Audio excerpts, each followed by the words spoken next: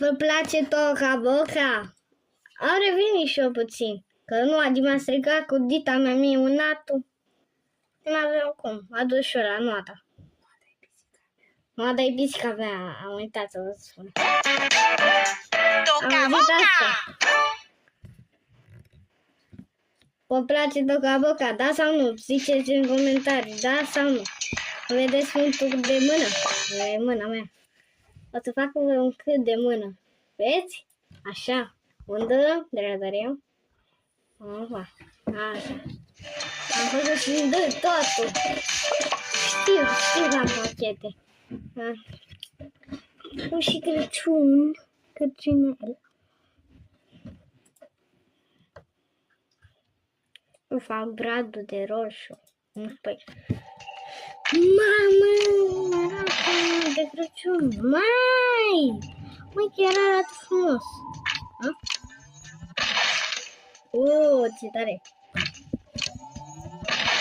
Wow! Chiar îmi place.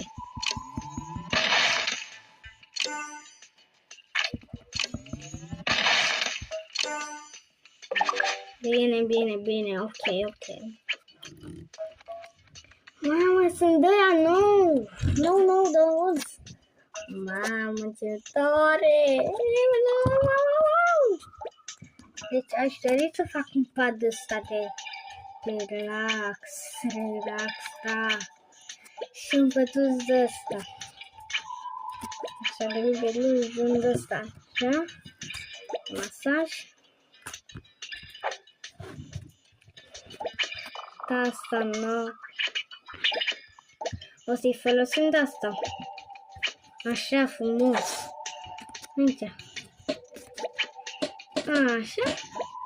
Până covoraș coși aici.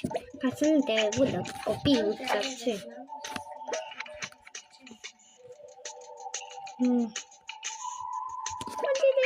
Uite aici.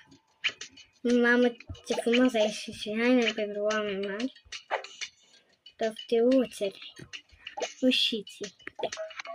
Copilul casă poate să pune aici ce vrea. Căsuțe, o căsuță mare, o căsuță mică aici. Aici sus, aici. Și aici până acolo. Așa. Ca să pune cineva până la urmă. Și un loc pentru joacă. O să pun aici înapoi. Un loc pentru joacă. Aici. De exemplu aici. Da.